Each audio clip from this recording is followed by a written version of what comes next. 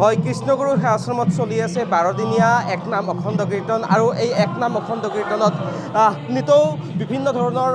VIP লোক অহা পৰিলক্ষিত হৈছে। আজি উপস্থিত হৈছে ইয়াতে লুৰিণজ্যোতি গগৈ ডাঙৰীয়া। মই পোনে পোনে তেখেতৰ ওচৰলৈ যাম। আপোনাৰ ওচৰত আহিছোঁ, কীৰ্তন ঘৰত আহিছিল আজি কৃষ্ণগুৰু সেৱাশ্ৰমত, কি ক'ব? কৃষ্ণগুৰু আশ্ৰমৰ পবিত্ৰ ভূমিলৈ আহি এক অনাবিল আনন্দ অনুভৱ কৰিছোঁ আৰু অতি পবিত্ৰ আধ্যাত্মিক যিটো পৰিৱেশ সেইটোৱে আপ্লুত কৰিছে। আৰু এই আশ্ৰমখন মই ভাবোঁ যে একক আৰু অনন্য, যি ভক্তি দৰ্শন আৰু মাৰ্গ গুৰুৱে সকলো শিষ্যকে দিছে, সেই শিষ্যই মানৱতা, মানুহৰ মাজত সমন্বয়, প্ৰেম, ভাতৃত্ববোধ, তাৰ উপৰিও আমি এখন সমাজত এগৰাকী ভাল নাগৰিক হ'বৰ কাৰণে, এটা ভাল জাতি সত্তা গঢ়িবৰ কাৰণে প্ৰয়োজনীয় যিবোৰ অমৰ বাণী সেইবোৰে সকলোকে উদ্বুদ্ধ কৰিছে। আৰু মই ভাবোঁ যে আমি পৃথিৱীৰ বুকুত এটা শক্তিশালী জাতি হিচাপে গঢ়িবলৈ আমাক যেনেকৈ শিক্ষা লাগে, সাহিত্য লাগে, সংস্কৃতি লাগে, তাৰ উপৰিও কিন্তু আধ্যাত্মিক চিন্তা, আধ্যাত্মিক দৰ্শন, চেতনা, নৈতিক শিক্ষা লাগিবই। নহ'লে সমাজত সাম্প্ৰতিক সময়ত দেখা যিবোৰ অমানৱীয় কথা বতৰা, হিংসা, দেশ, ঘৃণা, সংকীৰ্ণতা, বিভাজন, সাম্প্ৰদায়িকতা, এইবোৰে যেনেকৈ মানৱ সমাজখন ভাঙিছে, ক্ষয়িষ্ণু সমাজখনক তুলি ধৰিবলৈ এখন ভাল মানৱীয় প্ৰমূল্যৰে সমৃদ্ধিশালী সমাজ গঢ়িবৰ কাৰণে আমাক আধ্যাত্মিক চেতনাৰ অত্যন্ত প্ৰয়োজন। সেইকাৰণে কৃষ্ণগুৰু সেৱা আশ্ৰমত গুৰুজনাই দিয়া যি আধ্যাত্মিকতাৰ মৰ্মবাণী, যি দৰ্শন, সেই দৰ্শনে মই ভাবোঁ যে সকলোকে উদ্বুদ্ধ কৰিছে, নতুন চিন্তাৰ সকলোকে খোৰাক দিছে, সকলোকে নতুন চিন্তাৰ উদ্ৰেক কৰি সেই যাত্ৰাত বিলীন হ'বৰ কাৰণে সকলোকে প্ৰেৰণা দিছে। মই আশা ৰাখিছোঁ সমগ্ৰ অসমৰ মানুহৰ মাজলৈ এনেকুৱা ভক্তি আৰু আধ্যাত্মিকতাৰ পবিত্ৰ চিন্তা আৰু চেতনা সোঁত বৈ যাব লাগে। আমি বিচাৰোঁ যে আমাৰ অসমখন সুন্দৰ হওক, পৃথিৱীখন ভাল হওক। মই সেইকাৰণে আজি গুৰুৰ চৰণত সেৱা নিবেদন কৰি আশীৰ্বাদ বিচাৰিছোঁ যাতে সদায় মানুহৰ কল্যাণৰ কাৰণে, অসমৰ জাতীয় জীৱনৰ ভাল ভৱিষ্যতৰ কাৰণে সদায় যাতে কাম কৰি যাব পাৰোঁ, সেৱা আগবঢ়াব পাৰোঁ, মাতৃৰ সেৱাত যাতে জীৱন উৎসৰ্গা কৰিব পাৰোঁ, তাৰ কাৰণে গুৰুৰ চৰণত সেৱা জনাই আশীৰ্বাদ বিচাৰিছোঁ। আৰু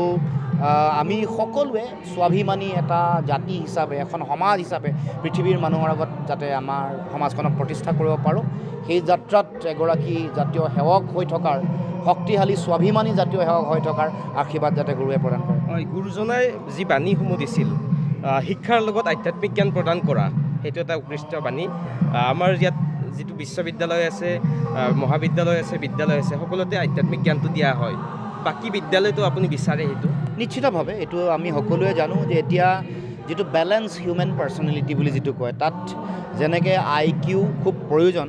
তাৰ লগত আজিকালি নতুন ধাৰণা ইম'চনেল কোৱেশ্যন বুলি কয় EQ,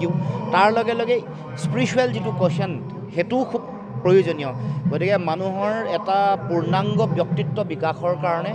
স্পিৰিচুৱেল এটা শিক্ষা, আধ্যাত্মিক শিক্ষা, স্পিৰিচুৱেল কোৱেশ্যণ্টৰ যিটো ডেভেলপমেণ্ট, এইটো খুব প্ৰয়োজন। সেইটো পৃথিৱীৰ বিভিন্ন ধৰণৰ আলোচনা, বিভিন্ন গৱেষণাই এই কথা প্ৰমাণ কৰিছে যে বেলেঞ্চ হিউমেন পাৰ্চনেলিটি মানে IQ plus EQ plus SQ। এই আধ্যাত্মিকতাই কেৱল মাত্ৰ মানে ভগৱানৰ প্ৰতি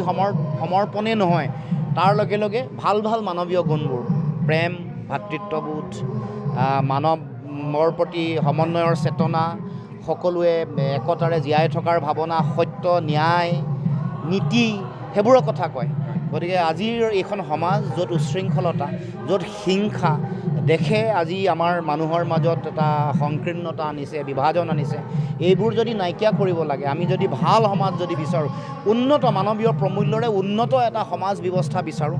বিজ্ঞান প্ৰযুক্তিবিদ্যাৰ উন্নয়নৰ লগে লগে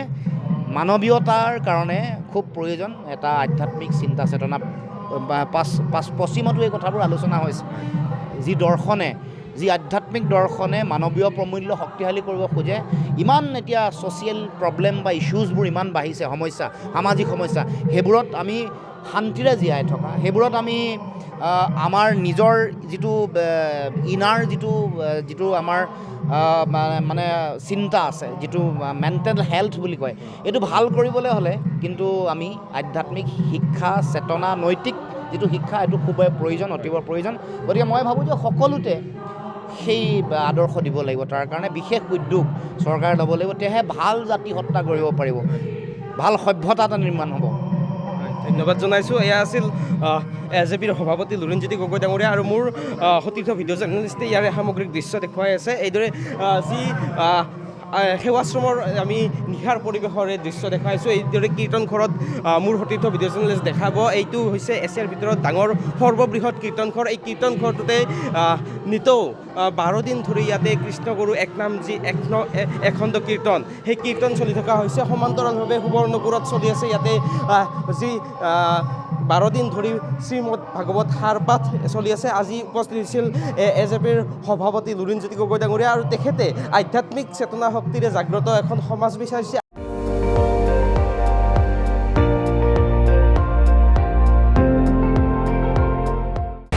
আপুনি চাই আছে ND24 সৰ্বশ্ৰেষ্ঠ নহয় সৰ্বোত্তমৰ দৌৰ